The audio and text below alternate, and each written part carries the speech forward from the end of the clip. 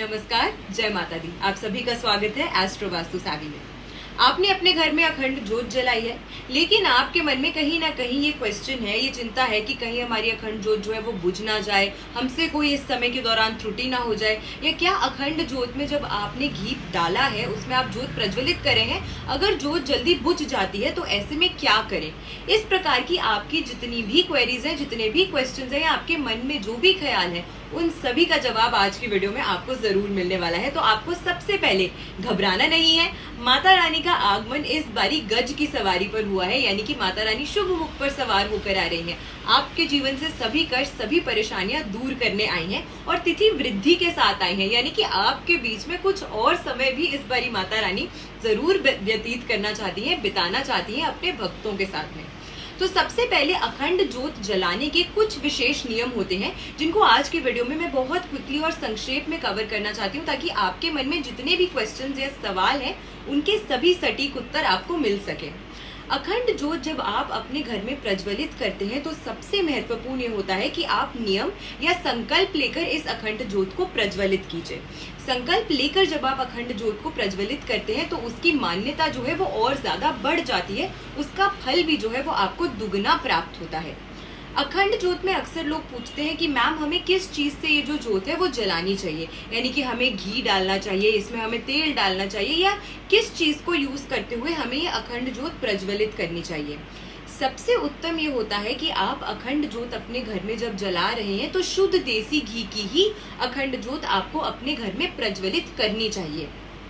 कभी कभी मैंने ये भी देखा है कि लोग अपने प्रतिदिन या तो कुछ समय बाद इसका जो अंदर का मटेरियल होता है वो चेंज कर देते हैं, यानी कि कुछ दिनों के लिए घी डाला, फिर उसमें आपने तेल डाल दिया। तो अखंड जोत की सामग्री जो है वो आपको पूरे नवरात्रि के दौरान 9 के 9 दिन सेम ही रखनी है, और ये शुद्ध देसी घी का दीपक ही है जो आपको प्रज्वलित करना चाहिए।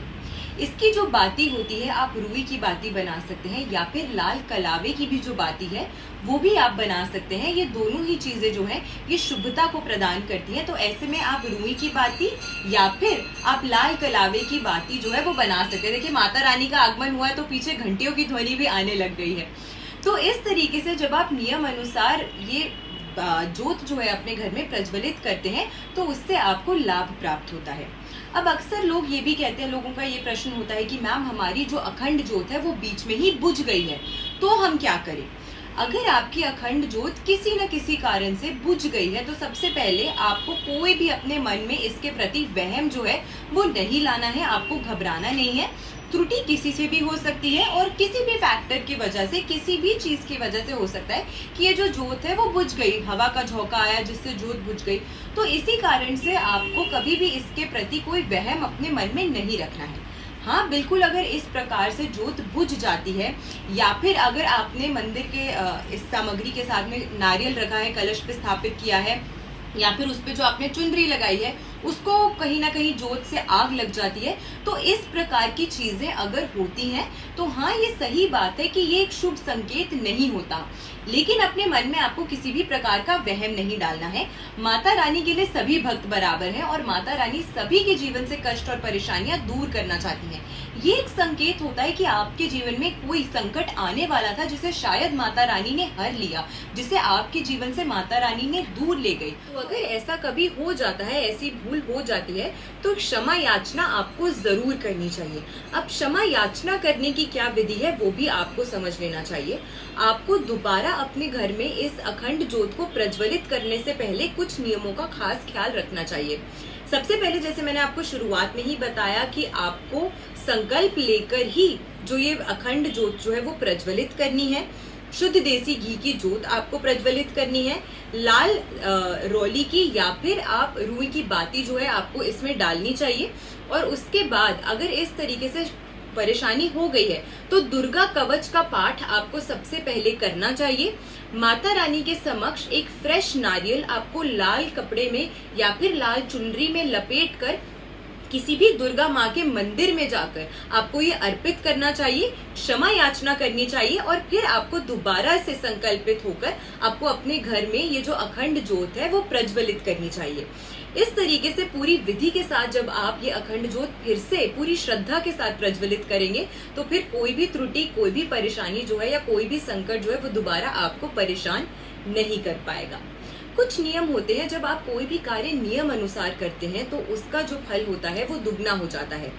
किन चीजों का आपको ध्यान रखना चाहिए इस समय के दौरान जब आपने अपने घर में अखंड ज्योत प्रज्वलित करी है?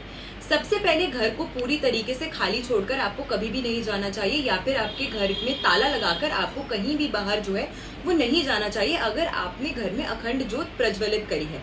आपने अखंड ज्योत इसीलिए प्रज्वलित करी है क्योंकि आप चाहते हैं कि माता रानी 9 के 9 दिन वहां पे वास करें, और अगर माता रानी आई है आपके घर में वास कर रही हैं, तो उनकी देखभाल करने के लिए भी कोई ना कोई पीछे आपके घर में जरूर होना चाहिए। इसीलिए आपको कभी भी अपने घर के द्वार या फिर जो दरवाजे हैं उसे पूर्ण तरीके से बंद कर अपने घर से, तो इन 9 दिनों के अंतर्गत आपको अपना घर जो है वो पूर्ण तरीके से खाली छोड़कर कभी भी नहीं जाना चाहिए।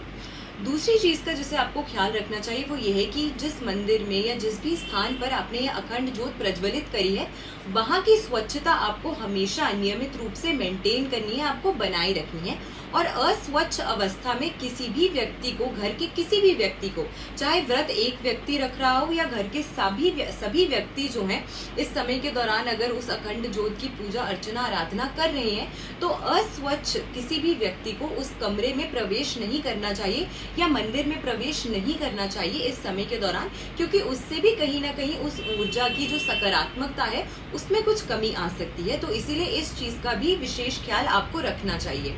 आपके घर में अगर एक व्यक्ति व्रत रख रहा है तो इसका मतलब ये नहीं है कि सारी जो जिम्मेदारी है वो उसी व्यक्ति की है। घर के प्रत्येक व्यक्ति को ये ख्याल रखना चाहिए कि घर में अगर कोई भी व्रती है या घर में अगर किसी नियम का विशेष करके पालन किया जा रहा है इन 9 दिनों के दौरान, तो सभी लोगों को, घर के सभी सदस्यों को इन सेम ही नियमों का पालन करना चाहिए। यानी कि अपने घर में शुद्धता और स्वच्छता दोनों ही जो है वो मेंटेन करके जरूर रखनी चाहिए। अब कुछ लोग ये भी कहते हैं कि मैम हमने रुई की जो बाती डाली है वो खत्म हो रही है, वो छोटी होती जा रही है, तो ऐसे में हम क्या करें?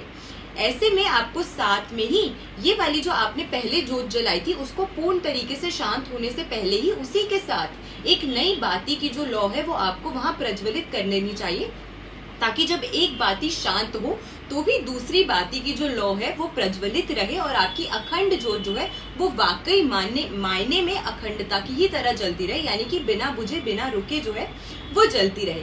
तो इन छोटे छोटे साधारण नियमों को जब आप फॉलो करके कोई भी पूजा पाठ या अनुष्ठान करते हैं तो उससे पूर्णतम फल जो है वो उसकी प्राप्ति आप। एक और ऐसा क्वेश्चन जो अक्सर लोगों ने मुझसे पूछा है इस नवरात्रि के दौरान वो ये है कि मैम अगर हमारे घर का मंदिर जो है वो छोटा है, उसमें इतना स्थान नहीं है, इतनी जगह नहीं है कि हम इसके अंदर जो ये ज्योत है उसे प्रज्वलित कर सके, तो हम ऐसे में क्या कर सकते हैं?